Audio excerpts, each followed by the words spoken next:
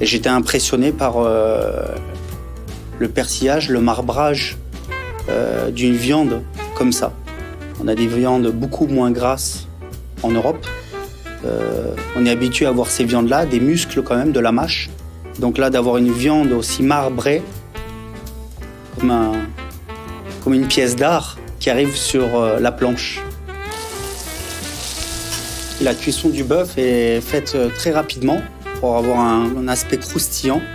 Parce que quand on utilise du wagyu, c'est une viande qui est assez grasse. C'est donner ce croustillant sur une surface très chaude, qui est un teppanyaki. Donc c'est le mode de cuisson que j'utilise. Et c'est un condiment échalote, grise, qui va ramener un peu d'acidité aussi à la viande. Avec une touche méditerranéenne, qui sont des petits capres et un condiment de poivron, qui vont enlever un peu l'aspect sucré du wagyu et relever la viande. J'ai été très agréablement surpris et j'ai compris que cette viande n'avait pas besoin de beaucoup d'accompagnement. Elle pourrait être vraiment servie à la simplicité. Dans la cuisine gastronomique, c'est important de ne pas trop marier de produits, de faire d'assemblage. Donc ça, c'est une viande qui est très très bien pour un chef de cuisine, puisqu'il faut juste bien la colorer, bien la cuire, bien l'assaisonner. Tout simplement, il n'y a pas grand-chose à ajouter. C'est déjà un produit très très noble. Donc la partie qu'on a utilisée, c'est l'entrecôte. Donc juste après le carré. La texture que je recherche surtout pour la clientèle occidentale, c'est cette mâche en fait.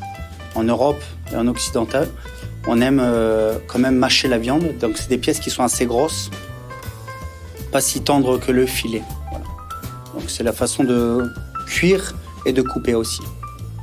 Donc le goût de la clientèle est vraiment très différente, on va dire, quand on monte du nord au sud de l'Asie. Maintenant, ça fait 10 ans que je travaille en Asie, dans plusieurs régions différentes. J'ai appris un peu la culture des locaux, donc je sais à peu près me positionner dans le choix des viandes, des poissons et des légumes. Donc j'ai appris à connaître aussi, m'adapter au palais de la clientèle locale.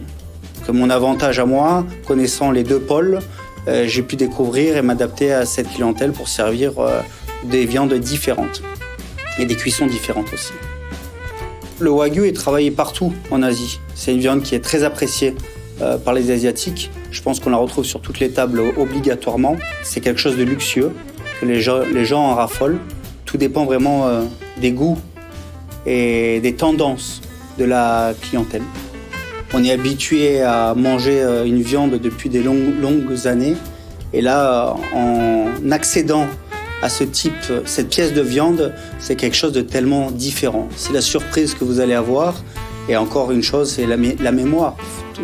Vous allez arriver à un point où vous allez pouvoir en regoûter.